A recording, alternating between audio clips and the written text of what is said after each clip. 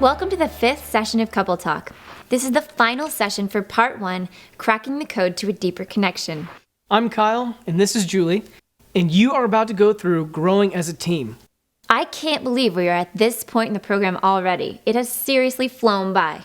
I know, right? This session focuses on creating some new habits and routines to keep your relationship strong and alive. And like any sports team, whether it's football, basketball, baseball, or soccer, a team needs 5 things to be successful. Number 1, committed people that make up the team. Number 2, a coach who knows how to lead the team to win the game. Number 3, knowing the rules of the game. Number 4, the skills to play the game. And number 5, a game plan to strengthen the team. I would like to add another one. Cool outfits. They're called uniforms. Whatever. What we realized pretty quick after the wedding was we were missing number 4. We were lacking the skills to play the game well. Especially when there was pressure and stress. But what we learned from Couple Talk gave us those skills. And what we learned during this upcoming session helped us with number 5, a game plan to strengthen our team. Today's session is so important for every marriage, growing as a team. Welcome back. We've come to the final session of part 1, cracking the code to a deeper connection. This session is called Growing as a Team. In previous sessions, you've learned the 2 fundamental roles, expressing yourself and listening with empathy. And we put them together to have a new kind of a conversation, a couple talk. We covered 3 core values in session 1, openness and honesty, caring and compassion, and putting those 2 together is a perfect blend. Either one by themselves can be out of balance. A final core value is commitment.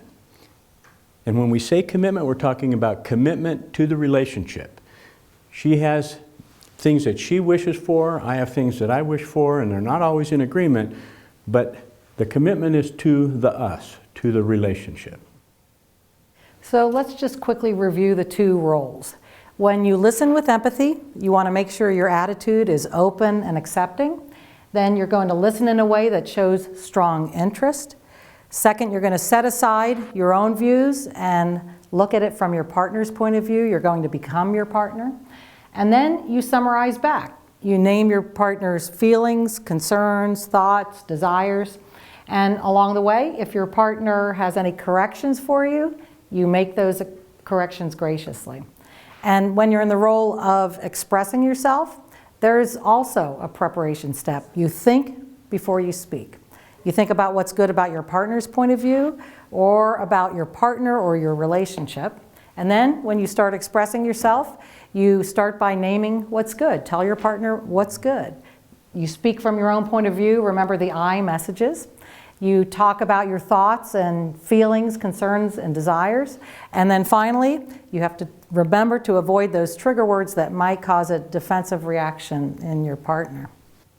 So we put those together to have a couple talk. And having a couple talk starts by first agreeing on a time and a place to talk. It's not always a good time for us to have a talk. So agreeing on it first. One person begins expressing their point of view, and the other listens and summarizes with empathy.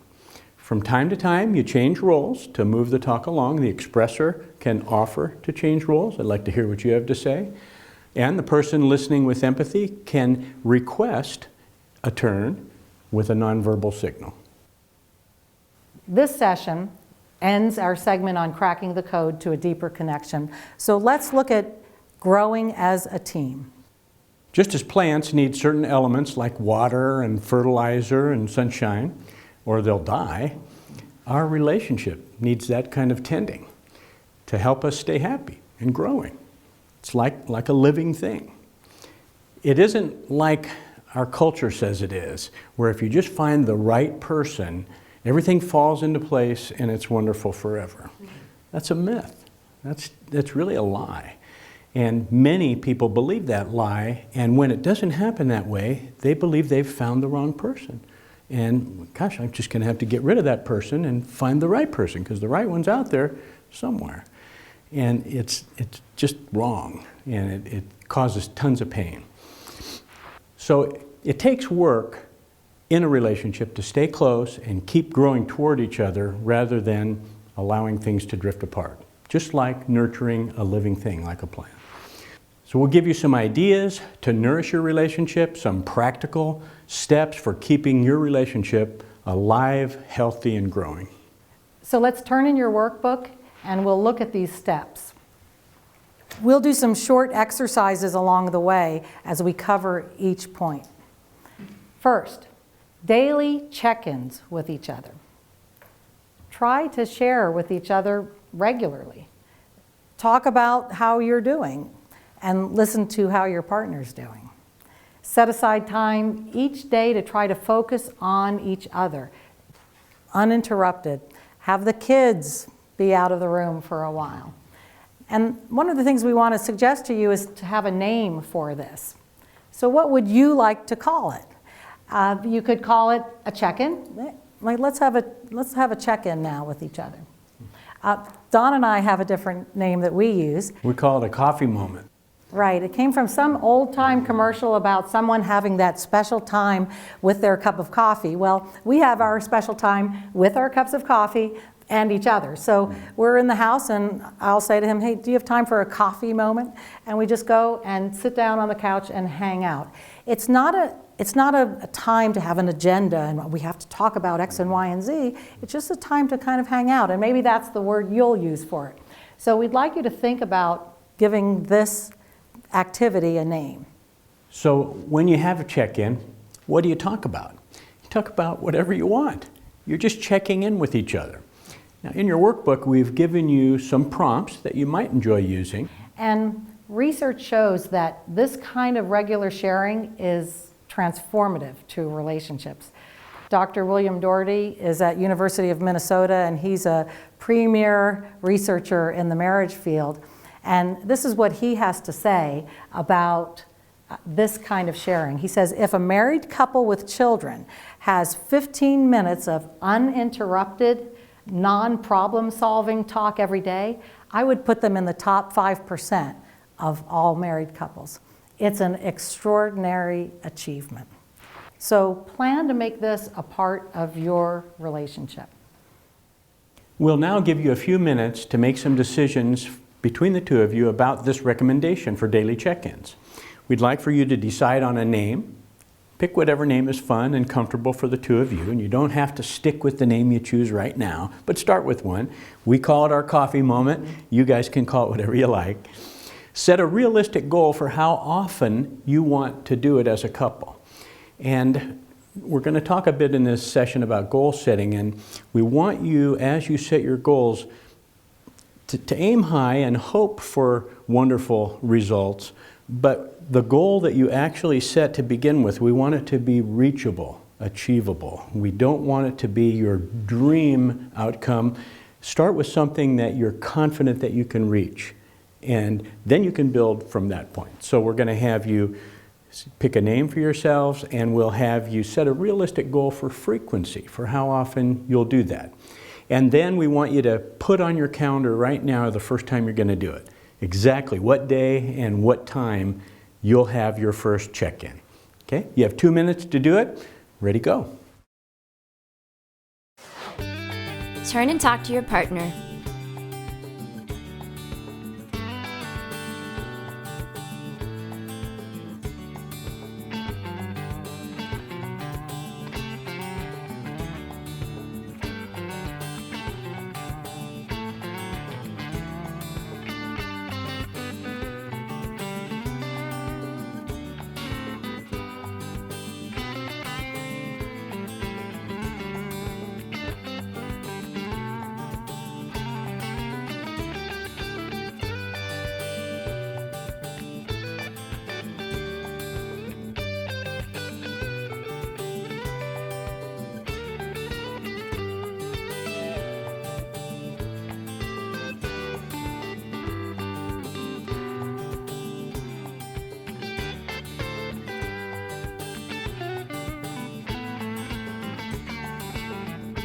1 minute remaining.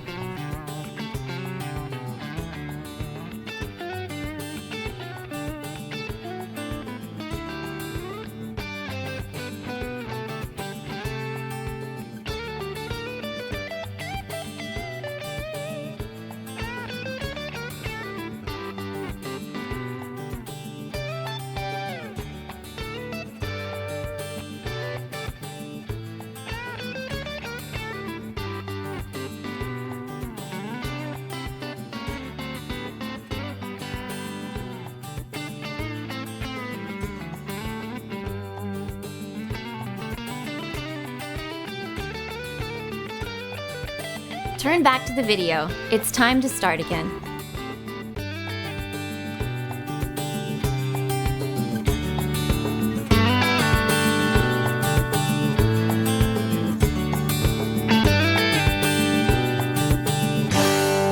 We have one more daily activity that we want you to make a definite goal, and that is daily appreciations.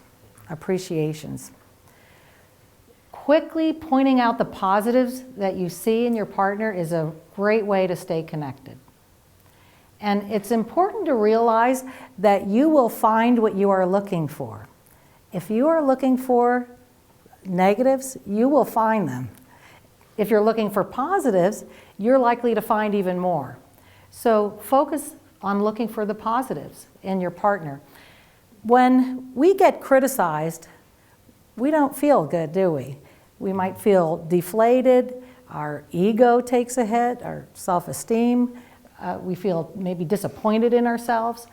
And research shows that when you are told one negative comment and 10 positive comments, you will remember which comment? The negative. So, for instance, in a job performance review, maybe you've gone in and they have all sorts of wonderful things to say to you, but they have one thing that they said you needed to do better, and they said it in a critical way. When you walk out of that job performance review, what will you be remembering? That one thing you were criticized for. So what we would like to have you do is think about your ratio of criticisms to appreciations with your partner. And at least having a minimum of 5 positive things you say to your partner to one comment where you're saying something negative or critical, and we hope it's said in a skillful way with a good I message. We would like to have you think about having that kind of a ratio in your relationship. So what's your ratio? We'd like for you to take 30 seconds to reflect on how many of those positives versus how many of those critical comments you make to your partner. Okay? No talking, just take a minute and think of that in yourself. And you can write that down in your workbook.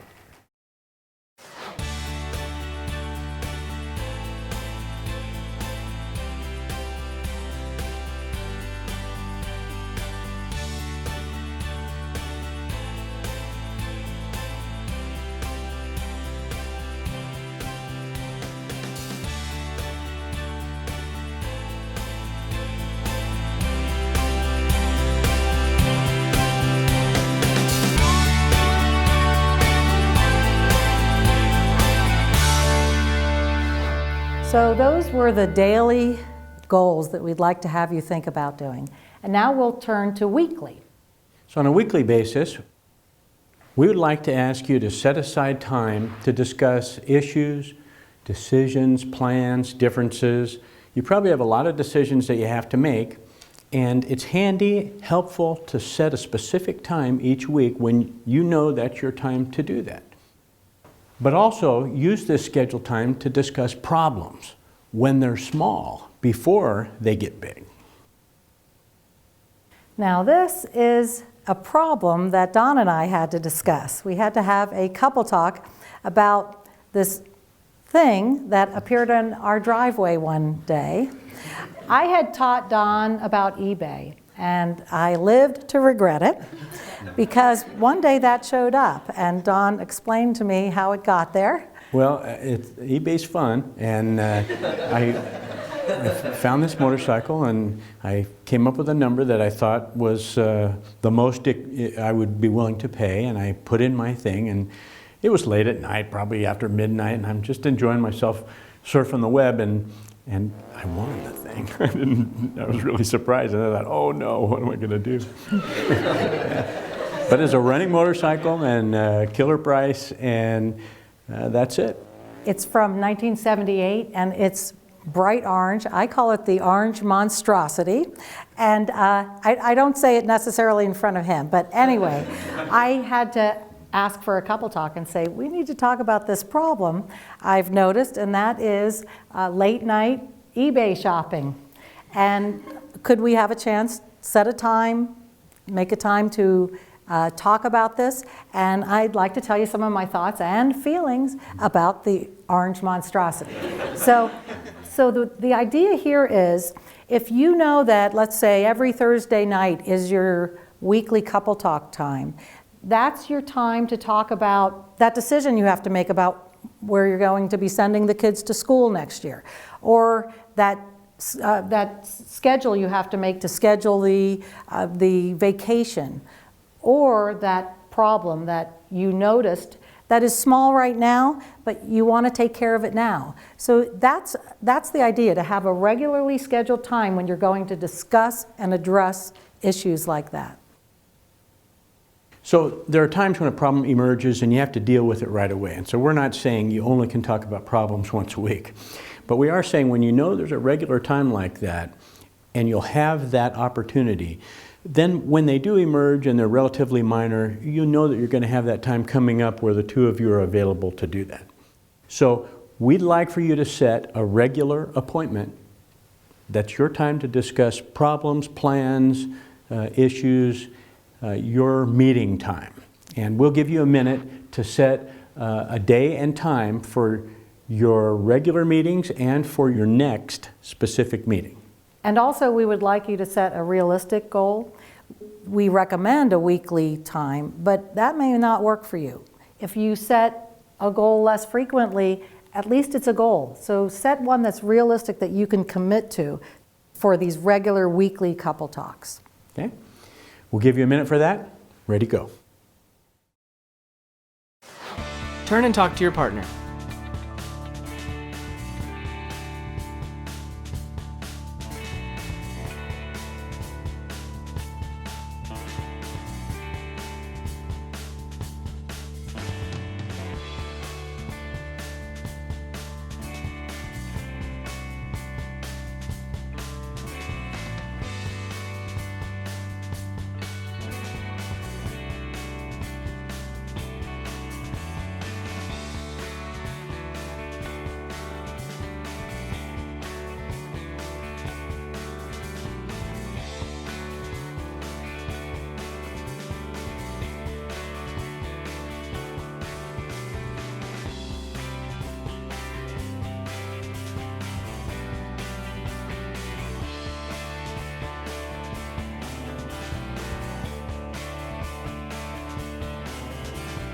You've got just one more minute.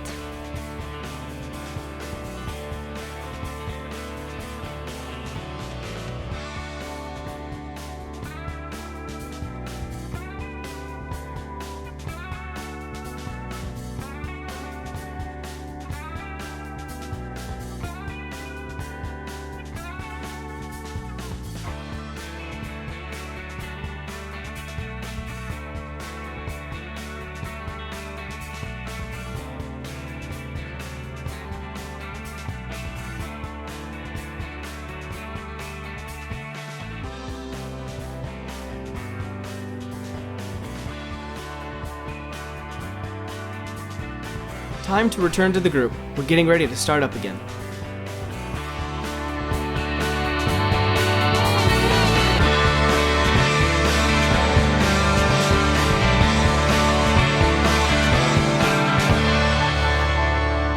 Okay, we've got another suggestion for you. We also would like for you to have a regular weekly meeting that is just to enjoy each other. A date, and you may have a name that you'd like to choose for that regular time. But a weekly date that is just for fun, just for your relationship. That's why we have the separate time for discussing plans and problems and logistics, and we don't want those two to be mixed together. Often couples will have a time out together, and they'll end up being at the restaurant and they'll be talking about problems with the kids or this thing or that thing, and it doesn't come to the relationship as a benefit. It's just that was where they happen to talk about problems. So this is about fun, this is about a date, and research shows that doing something different and new can invigorate a relationship, keeps feelings alive. It also shows that happily married couples often are doing that. So it might be something as easy as going to a restaurant that serves a cuisine you've never had before, or different restaurants, even if it's the same kind of food you normally get, but somewhere new, a different hobby, a different game. Right. It can be something new and exciting you might want to try. Don has been inviting me to take a ride with him on his motorcycle, but I have chosen instead to have us go to new restaurants. We're doing that kind of date right now. But she's, I'm still working on her. He has a helmet for me. Yeah. It's orange also. So whatever's new and appeals to you as a couple. And remember, during that time, it isn't your time to talk about problems and plans. This is fun stuff. This is romance. This is your nourishing of your relationship. When we had young children and I was home with them, I was often exhausted at the end of the day. And Don had just made the decision that we were going to have a regular date night. And there were times that I was just wishing that I could just go to bed and just sleep, get that sleep I was never getting. But we made that commitment and we went out very regularly. It was weekly, because I remember that at the end of the date night we'd come home and you would be saying to Jennifer, the babysitter, okay, next week, same time. And it was really helpful for us because it helped me to prioritize Don. When I was home with my kids, it was all about the kids. And it turns into a 24/7 job. And by doing that and saying, no, we are carving out time for ourselves and we're going to force it into our schedule, it not only kept us close, but it taught our kids we're a priority. So we'll have you talk together now. First, a realistic goal about how often you can do it. You heard us say that we did it weekly. That may be good, may not. Maybe you can do it more, it might have to be less, whatever you choose. And we want you to schedule specific date, your first date together. When in the next month can the two of you get away for time alone, and no kids, no problem solving, just for pleasure, just for the two of you. And also, remember, it doesn't have to be expensive. We spent money on the babysitter, but then we did things that didn't cost anything. I remember going to the library where we just said, let's go to shelves that we might be interested in terms of the subjects, and we pulled the books off the shelves and just sat down and opened up books. We went to the park, we hung out at the beach. So think about that. It doesn't have to cost a lot of money. Okay, so we'll give you a few minutes now. Talk to your partner and pick out how often you'd like to have your date time together and schedule your first one. Ready, go. Go ahead and talk to your partner.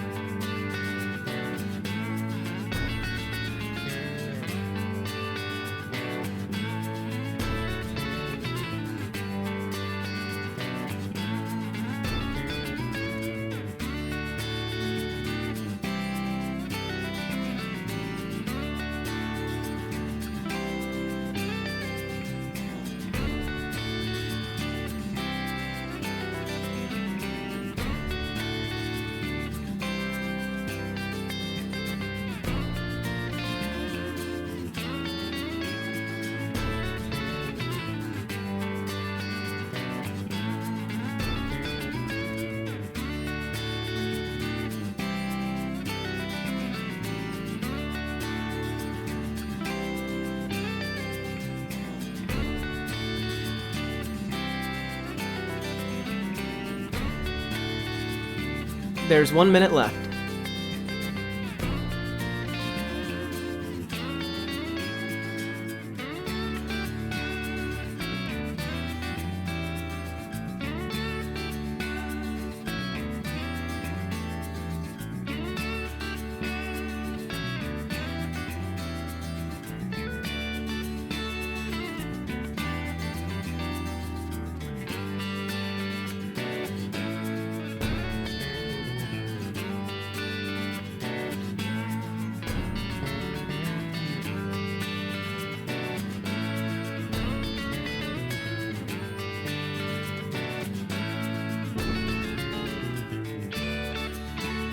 Turn back to the video. Don and Alex are getting ready to start.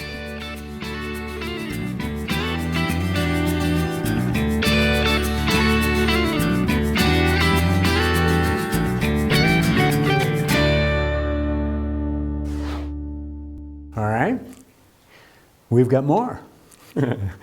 We want you to consider an investment in your relationship, a long-term investment. And that would be every year an attendance at a marriage or relationship-focused program.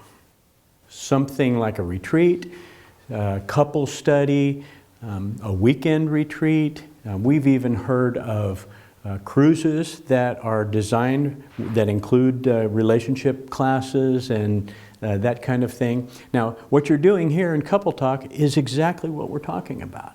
And keeping your relationship alive by doing something like this on an annual basis, huge difference, big difference. And after CoupleTalk, you'll be equipped to take those kinds of programs and talk in a deep way about the things that they're presenting and the things that you're learning in those other programs. So it's a beautiful combination. So we're encouraging you to make that a commitment for your life, for the rest of your marriage, that you'll spend time once a year at some kind of a focused event, focused retreat, a marriage-focused event. We have another suggestion for you. Many have found that becoming a CoupleTalk coach has been valuable in their relationship.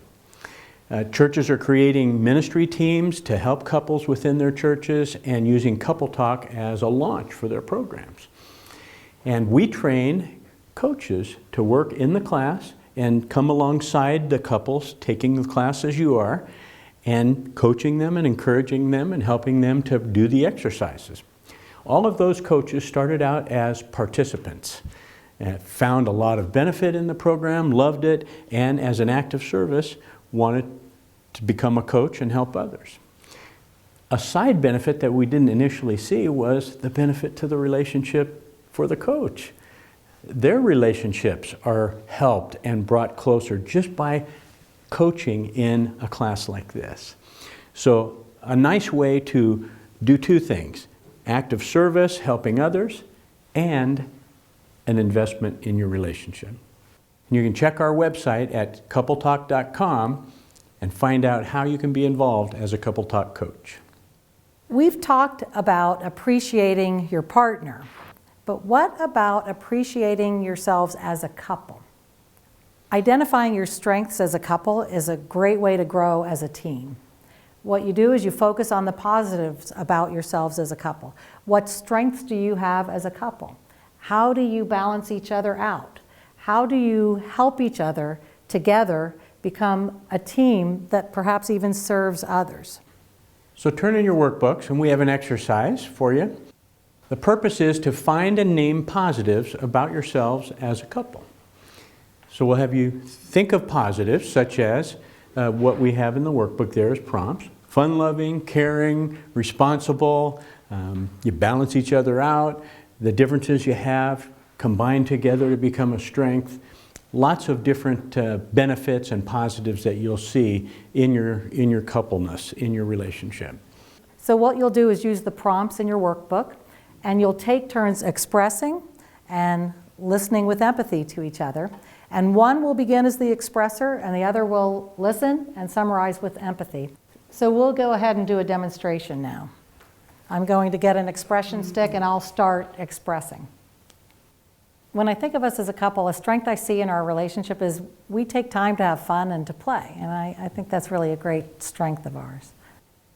As Alex, a strength I see in our relationship is we play and we have fun. When I think of us as a couple, a way that I see us balancing each other out is it's sort of a forest and trees thing. I see you as having this ability to look overall at the big picture, and then I tend to be able to focus in more on details. So you sometimes come up with priorities that I don't even recognize or wouldn't have been able to notice. And then I think that I'm able to work in the details to kind of get those priorities to happen. So I think that's a really neat way we balance each other. So as Alex, I think that we balance each other out in the way I can hyper-focus on details, and the way you have an ability, a strength, to be able to see the bigger picture. You can see the whole forest when I'm focused down in on the tree. And I think that works out really well, because I might get off track, but you help to see that big picture, and then I can do the real focusing. Right, right. Now we'll pause that demonstration now, and I have another prompt or two that I would do as the expressor. And then there would be a time when I would give Don the expression stick, and it would be his turn to go through those prompts in the workbook. So now it's your turn. We want you to do the exercise just the way you saw us demonstrate it. We'll signal halfway, and we'll signal when there's a minute left, and the music will come up at the very end to know when it's time to return to the group. So turn your chairs so that you're sitting knee to knee, and have a good exercise. Ready, go. Turn knee to knee with your partner and start the exercise.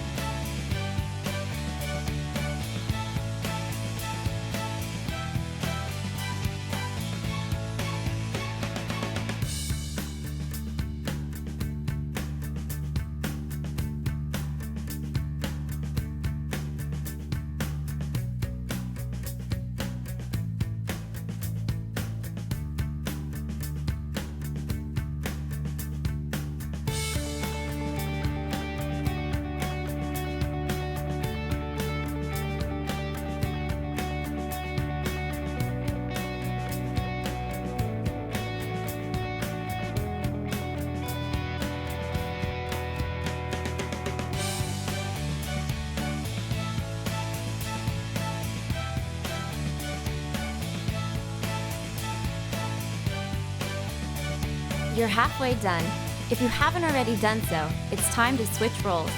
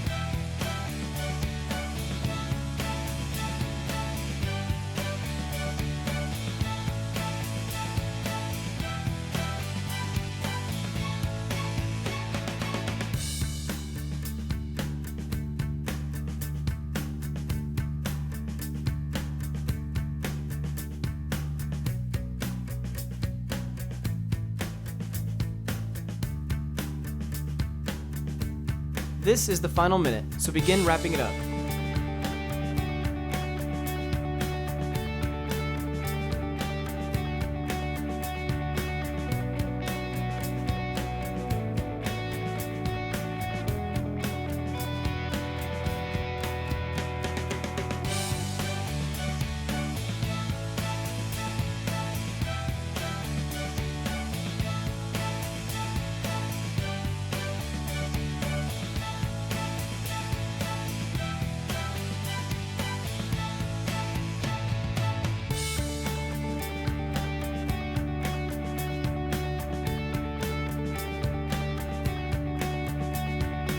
Time's up. Excellent job. Let's turn back toward Don and Alex.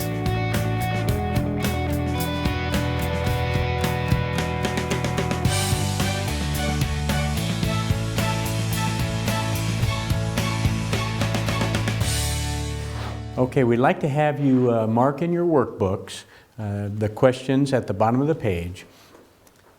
How was it to hear your partner naming strengths in the relationship? How'd you feel about it? Take 1 minute and mark in your workbook.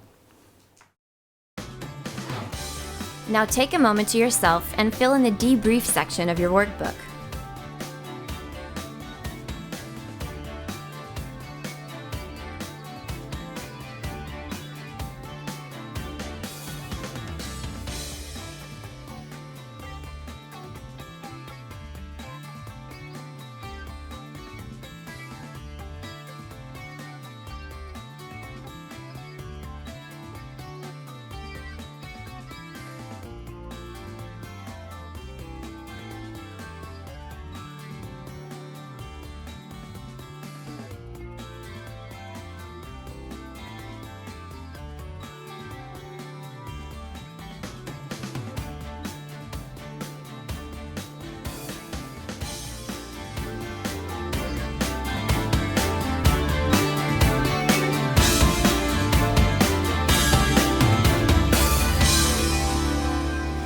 Okay, we'd like to hear from you now.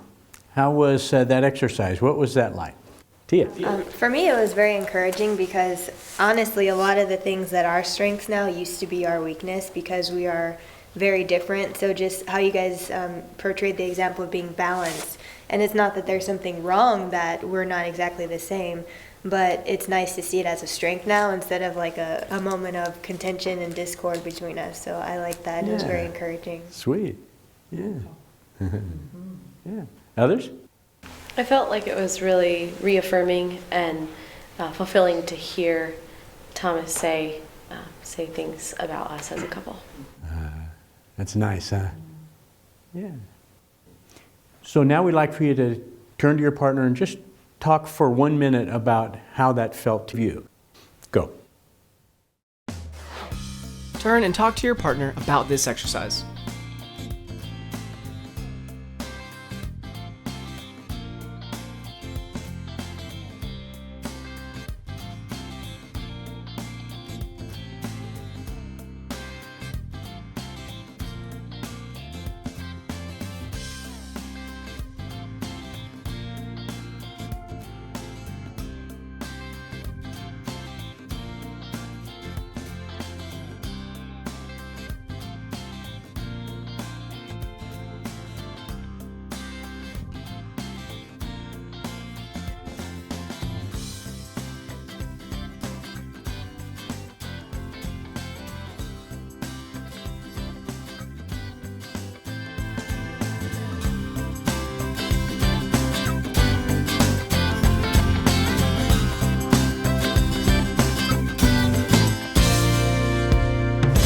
So let's put it all together and crack the code to a deeper connection by growing as a team. You learned that check-ins keep you connected. Appreciations, we need them all the time from our partner. Discuss the problems when they're small and they'll be more easy to fix and resolve. Dating is for what kind of couple? It's for married couples. We want to really emphasize that in order to keep the romance alive, you have to consider dating as something you do as a married couple. And finally, marriage is for a lifetime, so you've got to nourish it. Find those good marriage programs and use what you're learning in CoupleTalk to talk through the issues and the topics that are brought up in those other programs. And cracking the code in everyday life, growing together for your lifetime. We gave you a lot of important components to growing together as a team. And at the same time, we don't want to overburden you. So reminding you of those 2 simple points. Start with achievable goals and don't get discouraged and give up if it doesn't go well all the time. We sometimes see couples give up because they can't go on that weekly date and that was their plan and their commitment. Well, we encourage you to think about revising your plan. Make it a monthly date or every other month, whatever you can do. Just don't give up. Adapt it to fit your lives. Okay, we'd like to move into partner appreciations. You know how this works. You're going to each give an appreciation to the other. We'll ask you to move your chairs so that you're facing each other knee to knee and give each other an appreciation. Summarize back. Ready, go. Turn your chairs so you're knee to knee with your partner and begin the exercise.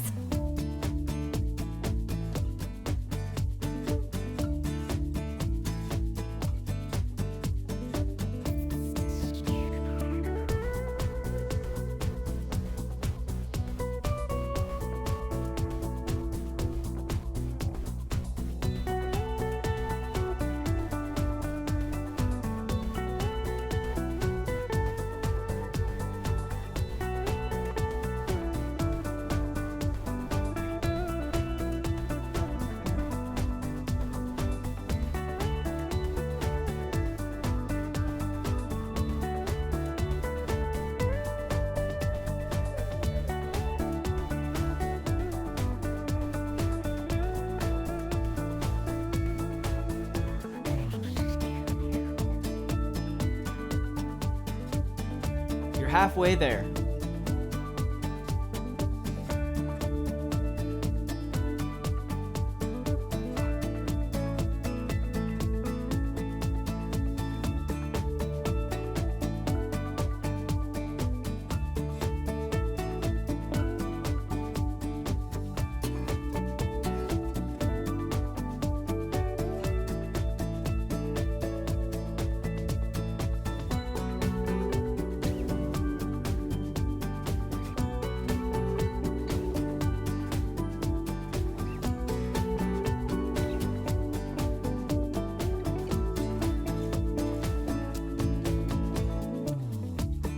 turn back toward Don and Alex. They're getting ready to start up again.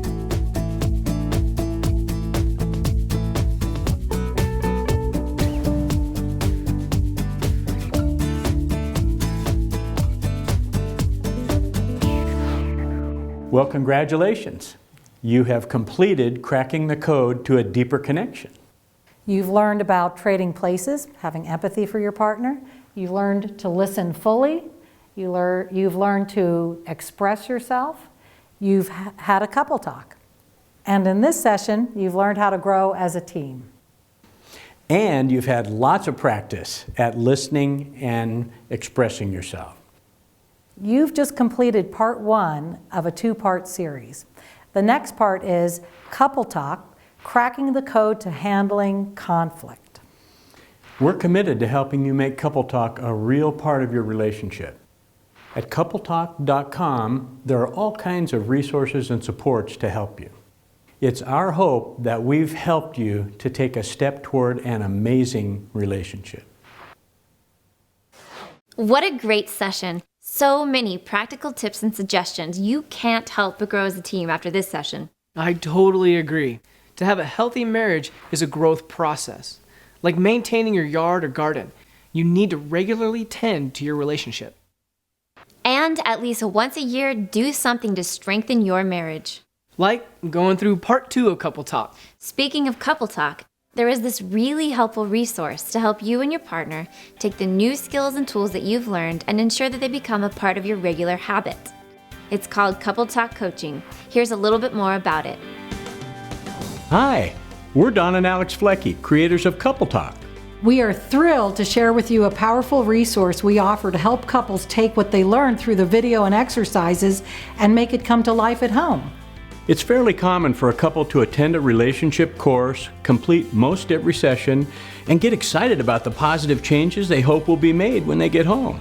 Unfortunately, when the program is over, they get home, put the workbook on the shelf, and go on with life as usual. The biggest obstacle for couples is not knowing how to take what they learned during the course and apply it into their everyday life. This can be very discouraging for people who are hoping to make positive changes in their relationship. They feel stuck in their same negative patterns, disappointed, and in some cases feel hopeless. Well, we have a solution for all of this. It's called Couple Talk Coaching. Couple Talk Coaching teams you and your partner with an experienced coach for a series of coaching sessions by phone or webcam. You never have to leave the privacy of your own home for a coaching session. It's quick, simple, and convenient. During the 30-minute sessions, your Couple Talk coach is simply there to help you and your partner use the tools you learned in Couple Talk as they listen in on a discussion about a topic you two have chosen. Anything said on the call is confidential. Here's what people are saying about Couple Talk Coaching. I must admit that when the concept of Couple Talk Coaching was first explained, I was skeptical. I thought that it would be a waste of time. The first time we were coached, I felt a little uncomfortable. However, after that first call, I was less skeptical, and I am happy to say that each webcam coaching experience has helped us practice the Couple Talk skills and work through real issues in our marriage. We were in counseling and it seemed that it was not helping. Our counselor suggested that we take Couple Talk, and we did. But it was Couple Talk Coaching that ended up being the life preserver that saved our sinking relationship. I can honestly say that Couple Talk Coaching has greatly improved our ability to use the skills well. I'd even go so far as to say that, in my opinion, Couple Talk Coaching is an essential part of the Couple Talk course. It is amazing how just a handful of 30-minute coaching sessions can make such a huge difference in a couple's relationship. And the crazy thing is that they're not learning anything new from the Couple Talk coach. The couples learned all the communication tools during the course. They just need some initial help to apply what they learned in their everyday life. We've heard from other couples who have recently messaged us. This one says, "It was nice to have the one-on-one attention." And another says, "Couple Talk Coaching helped us see what we needed to work on to stop skipping from topic to topic." And one person wrote, "Our Couple Talk coach helped make things clear. He was very sympathetic and caring.